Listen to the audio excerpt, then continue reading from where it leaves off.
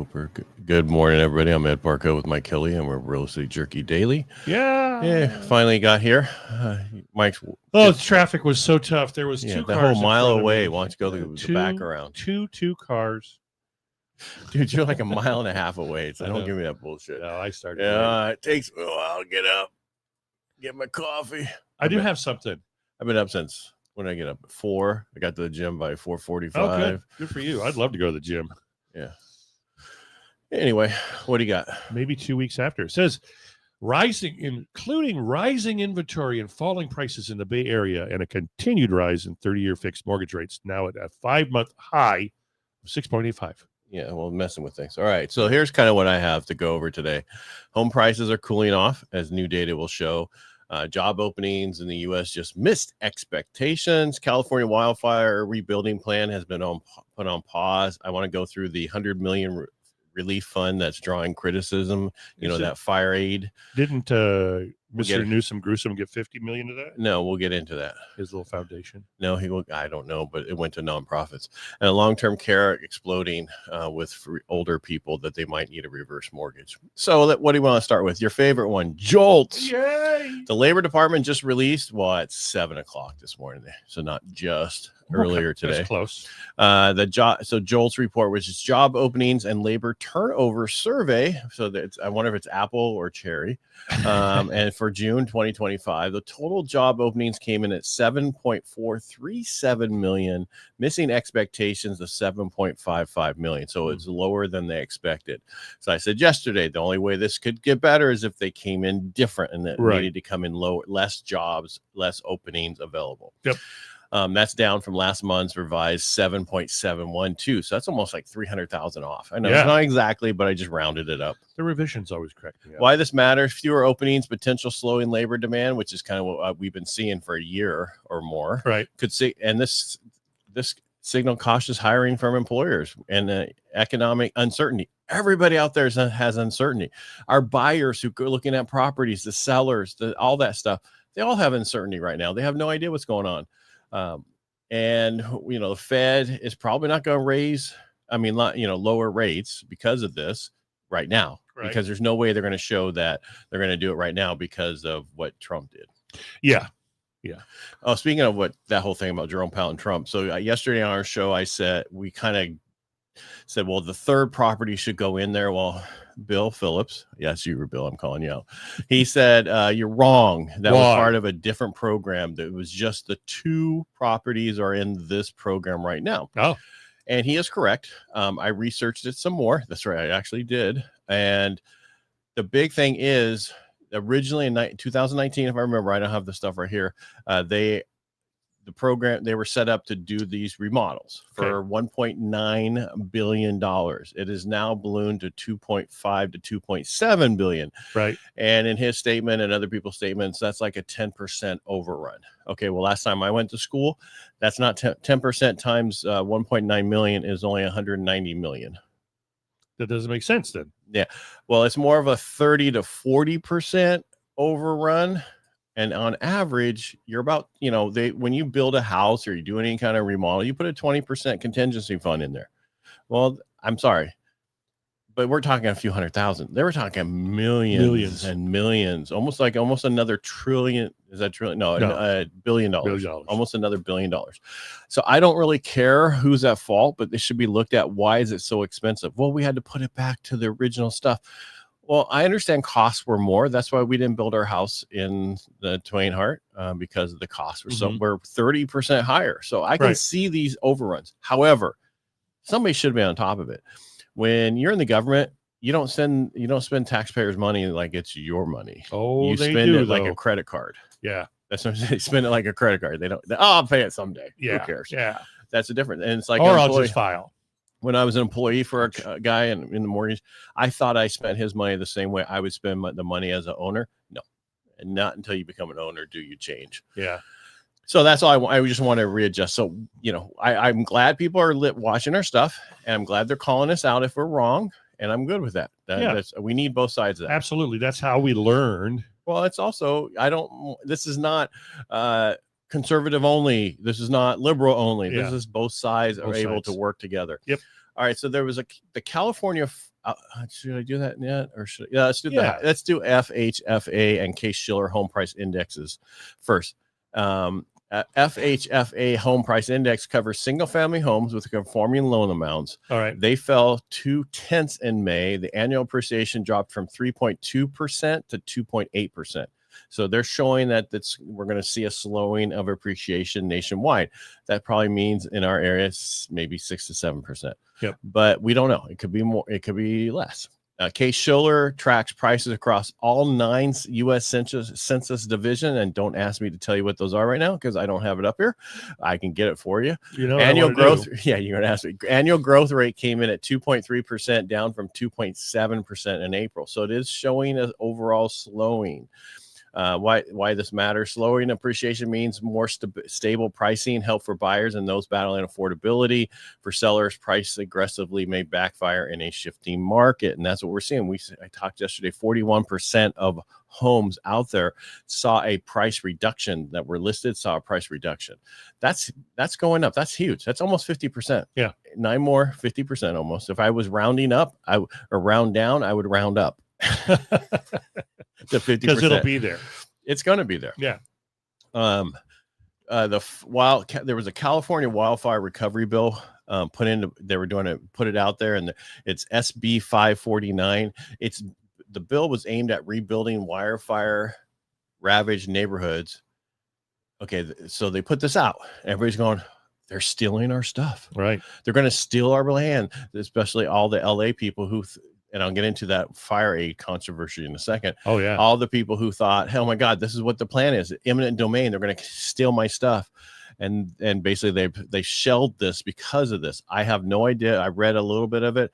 I think it was originally supposedly, in other areas to be able to buy that back and give people money. But people are taking it, oh, no, you're trying to steal our LA properties. Right. And so that's why they shelved it for now. According to State Senator Benjamin Allen, if we were going to do this, I want the time to do it right. That's why they're hold off. This is their statements now. Your buddy Gavin Newsom clarified the state is not taking away anyone's property. Sure. Anyone claiming otherwise is misinformed or lying. Let's throw that out there. He would be the one that would be lying. They're going to give them a first right of refusal to purchase the property. Well, it's not. Yeah. Well, we'll see about in 2026. I think there's a few things that need to be fixed. Yeah. The biggest thing I've heard out there, because there was I don't know if I sent you the picture, but it was talking about all the different things that Gavin Newsom won't talk about. Right. And I had it. So I did a deep research on every single one of them, but I'm only going to talk about the $100 million fire aid controversy. Oh. So what the problem is, they did this star-studded benefit concert to aid fire survivors. The promise, celebrity hosts claimed every dollar would go directly to victims. Right. The reality, 0 went to individual survivors. Right. 75 million have been granted to nonprofits, and there's a remaining 25 million slated for long-term mitigation and rebuilding.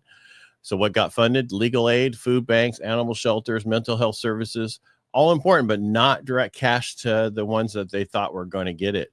And that's the problem. So there's such a huge thing. I know everybody wants to slap this under Gavin Newsom, but it's not really his fault on this one. Donors deceptions, calls for audits. Kevin Kiley, he's a U.S. representative, has requested federal investigation. Public perception has shaped the mismatch between marketing and execution. So go ahead. There's one nonprofit that actually gave the money back. And it wasn't a ton of money, but they gave the money back. Well, yeah. I mean, this is 75 million went to all those nonprofits instead of what it was.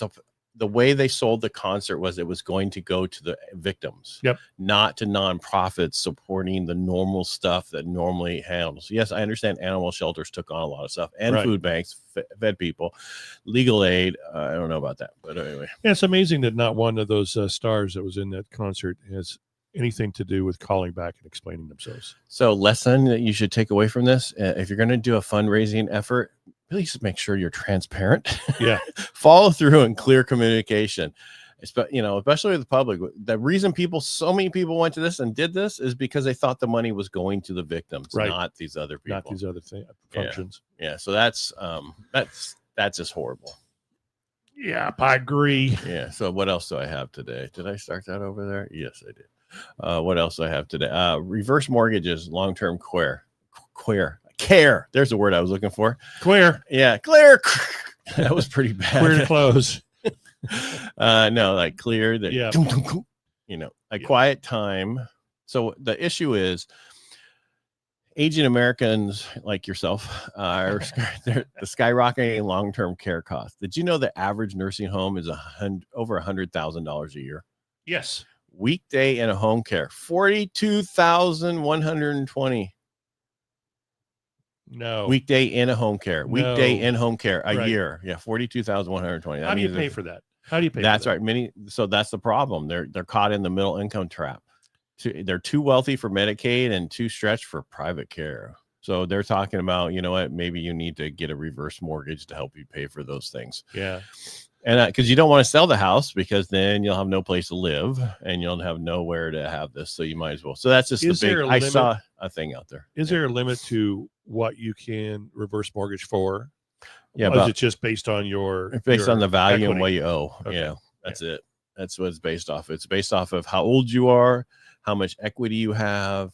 And that's really, so we have to know your date of birth, the youngest person in the household, the date of birth, and it can't, it needs to be 62 and older. Yeah. And we run the numbers and it tells us, because it has a whole, it's like AI, the original AI stuff just tells us what you can get. We don't control that. Right.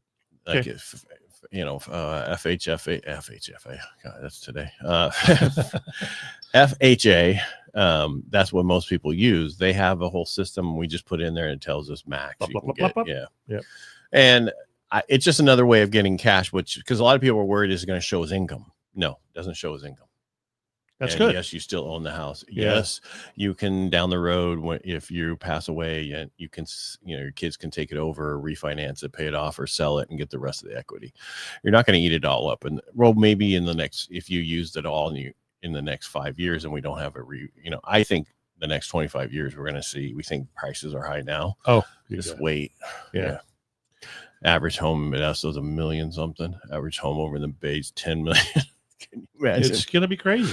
And the people are going, how are you going to afford it? Well, it's not going to be about affordable housing, because that's not going to do anything. Yeah. You're going to have purchased your home long before. Yeah. But how do other people buy homes? How do we do other things? I get all that. We talked about yesterday about the apartment complexes in New York, where the average rent for a lot of these rent control areas are only $1,000 a month, but to rent that same thing brand new is $9,000 a month. Yeah. And they can't raise the rents, so they can't remodel it. They can't do anything. They just take it off the rent rolls when people leave. Rent rolls. Yeah, that's helping the housing. Yeah.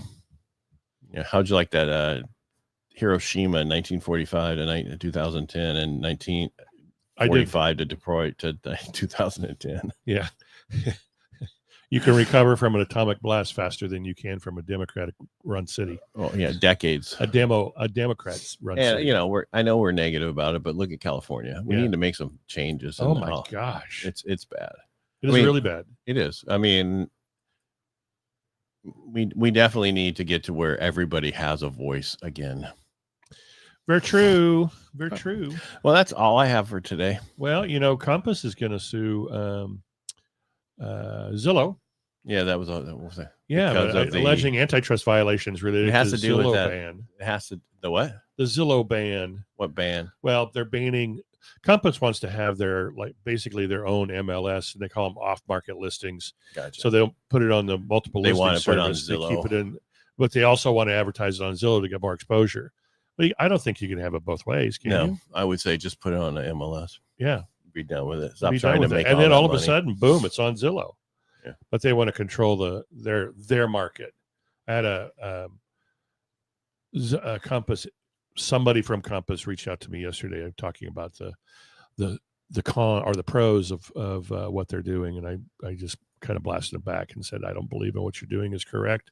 I think you're leaving the seller in the wind for your own edification, and don't bother me again. Did you reach out to your representative, that you're part of the representative party, to tell them what's going on with that? Nah, because I bet they got the email too.